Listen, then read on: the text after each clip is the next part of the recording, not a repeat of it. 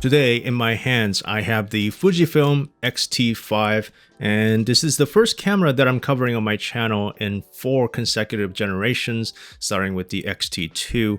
And just to give you guys a little background, I bought a used X-T2 a few years ago just out of curiosity, and I instantly fell in love with it. It became one of my favorite cameras of all time. I loved the design, I loved the interface and all the dials. I also loved the unique 3-way LCD screen, and the size of the camera was also great for travel. I took it to Korea and Japan, and some of my favorite shots from that trip were taken with this camera. And I liked the camera so much, I decided to upgrade to the X-T3 right away. And the X-T3 was more or less the same camera, but just better in many ways. Slightly faster, slightly better battery life, and the autofocus was actually a lot better, so I really liked that camera as well. And when the X-T4 came out, in many ways it was the biggest upgrade ever to the X-T line. They added a bigger battery, an even better autofocus, and also the Ibis. But I ended up not buying the camera, partially because the X-T3 was only about a year old at the time, but mainly because they had gotten rid of the unique 3-way tiltable screen that I liked so much, and they replaced it with a fully articulating screen. And overall, it just felt like they were trying to appeal to more wider range of audiences, including videographers and hybrid shooters and vloggers.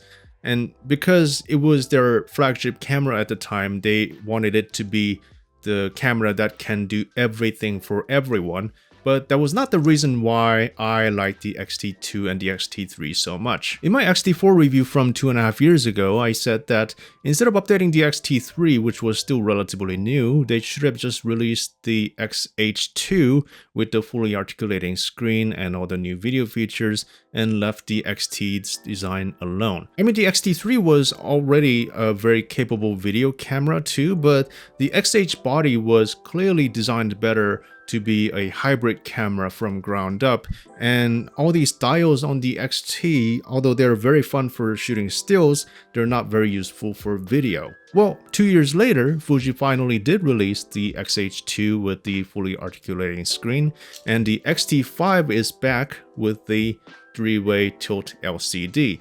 And I gotta say, I missed this so much. I didn't realize how much I missed it until I started shooting with it recently, because a lot of the manufacturers have been moving towards the fully articulating screen, and now they have this and the X-H2 and the X-H2S. People don't need to fight about the screen design anymore. You just have to pick the right camera that's most suitable for you. They are a bit more expensive than the X-T5, but they do get some extra features, and their body design may not be as stylish and fun as the X-T or the X Pro series cameras, but the bigger grip and the layout might be more attractive to pro users who demand a little more efficiency. And the X-T5, although just as capable in many ways, I think they're really marketing this towards their core audiences, the travel and street photographers and high-end prosumers and enthusiasts who really appreciate the process of taking photos as much as the results themselves. So that may be their plan, but did they succeed in the execution? Well, we're gonna find out today. And before we begin, I'd like to thank B&H for lending me this X-T5. And after watching this video, if you think this is the right camera for you, please check out the product link in the description below. And if you make a purchase through the link, you're not only supporting a great business, I also get a small commission from the sales, which helps me continue to provide you contents like this for free. So with that out of the way, let's get started. As usual, let's take a look at the hardware first. Obviously, the biggest change from the X-T4 is the screen, but the grip is also slightly raised. You still get the same beautiful and tactile dials at the top, and the lowest native ISO is now 125 instead of 160, which is a nice upgrade. And you also get the same battery, but according to Fuji, you can expect roughly 20% more battery life than the X-T4 with the new processor, along with twice the processing speed. Still the same weather-sealed body with 2 UHS-2 SD card slots, USB charging, but no headphone jack and just micro HDMI. You're gonna have to get the X-H2 if you want a headphone jack and a full-size HDMI port. The biggest upgrade is probably the new 40 megapixel sensor, which we'll talk more about later, but the Ibis is also slightly upgraded from the X-T4s, which supported up to 6.5 stops of stabilization. Now it supports up to 7 stops. The viewfinder resolution has stayed the same at 3.69 million dots, but with a slightly bigger magnification. If you get the X-H2, you do get a 5.76 million dot EVF, which would have been nice on this as well, but I honestly never had any issues with the viewfinder resolutions on any of the X-T cameras. And now that we have this rear screen back, I don't think it's the end of the world. And the screen did get a tiny bump in the resolution from about 1.6 million dots to 1.8 million dots. And I think the X-H2 is still using the same screen from the X-T4, so the screen on the X-T5 is actually better. One thing that many people are not happy about is that there isn't gonna be a battery grip for the X-T5. And I personally didn't like using battery grips on my X-T3, even though I owned one, just because I liked the camera's smaller size.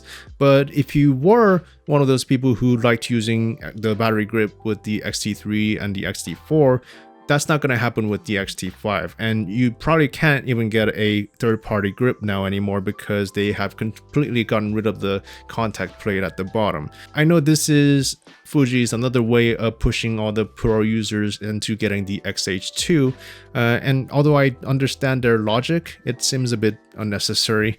But I guess if you are someone who likes the bigger grip on the cameras, the X-H2 is probably the better option anyway. And if you're a X-T3 user, at least now you'll have a bigger battery, so there's that. And like I said, the body layout other than the screen is pretty much unchanged from the X-T4, which means it is still the same design that I always liked, but that also means some of the things that I didn't like as much also remain the same. First, the focusing mode switch. I hated this since X-T2, but it's still the same. So far, I haven't had any problems with this particular camera, but when I had the X-T2 and the X-T3, it would get changed by accident all the time, especially in my camera bags, and then I would get confused why the camera is behaving weirdly. And I'm not asking for much. I think all they need to do is just space them out a little bit more so they're not like a millimeter away from each other. And at the top, out of the three main dials, the exposure compensation dial, the dial that I happen to use the least, is the only one without a lock, and it's the one that's most likely to get changed by accident. So just putting a lock on it like the other dials would make everyone's life a little easier. And lastly, this is a lot more minor, but I think it's time they finally upgraded the joystick. I've been grateful that we even have this on such a small camera, but it's just very pointy and plasticky. It doesn't feel as nice as the rest of the camera, so I hope they upgrade this in the future. And now let's talk about the new 40 megapixel sensor. Long story short, just because you have 50% more megapixels, it doesn't necessarily mean your images will look 50% sharper, but it'll give you some extra comfort that you can now crop your images a little bit more when you need to without sacrificing too much. Which is important for things like street photography, since you can't always take your time and frame your shots perfectly. But if you're upgrading from the X-T3, the bigger difference in sharpness will probably come from the Ibis and improved autofocus, because that will somewhat improve your keeper rates on photos that otherwise would have been blurry because of either the slow shutter speed or missed autofocus. So that, combined with 13 more megapixels, will give you a lot more options to work with than before. And apart from the resolutions, as always, the images had great color and character,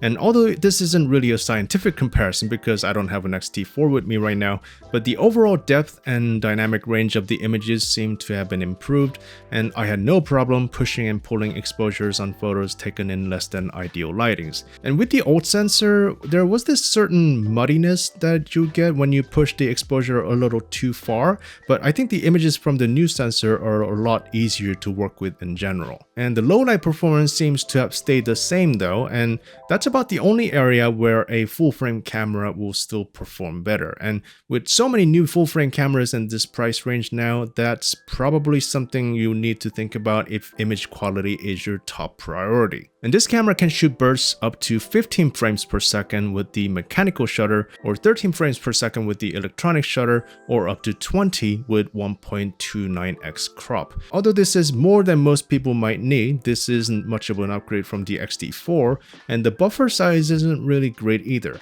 While shooting uncompressed RAW, the buffer can only hold up to about 19 shots, or 39 shots with compressed RAW, and up to 119 shots while only shooting JPEGs. I mean, these are quite reasonable figures considering now we have 40 megapixels, but if burst speed is really important to you, you're probably better off getting the X-H2S, which has a 26 megapixel sensor but can shoot up to 40 frames per second with the electronic shutter without crop, also with much less rolling shutter. And while shooting at the same speed as the X-T5, you can shoot over 1,000 shots RAW or JPEG. The autofocus performance on these cameras have never been an issue for me since the X-T3, but continuous tracking has been improved and I had no problem getting the shots I needed even in fairly low light conditions. To me, this camera's ability to autofocus is about as good as anything else, but when it comes to subject detection like human and animal eye autofocus and tracking, it's not quite on the same level as Canon or Sony yet. Again, it can still get the job done just fine, but I did notice that it gets confused a lot more easily than those cameras, so you probably won't get the same hit rate. And as I mentioned many times already, although you're probably better off getting the X-H2 or the X-H2S for video, that doesn't mean that the X-T5 is a terrible video camera by any means. Its video specs have always been pretty good for its class. In addition to all the standard video formats of the X-T4 up to 4K 60, now it can shoot up to 6.2K in 30 frames per second with 1.23x crop in 10-bit 422, and now there's also f-log 2. The main differences between the X-T5 and the X-H cameras are if you get the X-H2, you can shoot up to 8K 30 frames per second without crop, and with the X-H2S, you don't get the 8K but you get 6K 30 frames per second without crop, and you can shoot 4K up to 120 frames per second, along with slightly better dynamic range and best rolling shutter performance thanks to its stacked sensor design. So in conclusion, this is quite an interesting one because if you think about it, all the reasons that I and so many people like this camera are also the same reasons why so many others may not like this camera. The aesthetics, very cool, but I understand it's not for everyone. The interface, it's what makes this camera so unique and fun, but again, not for everyone. And same with the screen, and if you want a bigger grip and a more traditional DSLR-like design, that's what the X-H is for. Is this as good as full frame? No, but that makes this more affordable and smaller and lighter, and arguably a little more imperfection can add more character to your images. So this isn't necessarily a camera that I would recommend to everyone, but for many existing X-T2 and 3 users and people who want the full unique Fujifilm experience, this is the camera for you. So that's gonna be it for me today. Thank you for watching, and if you have any more questions about the X-T5, just leave a comment down below and I'll try to get to them all, and I'll see you in the next video. Bye bye.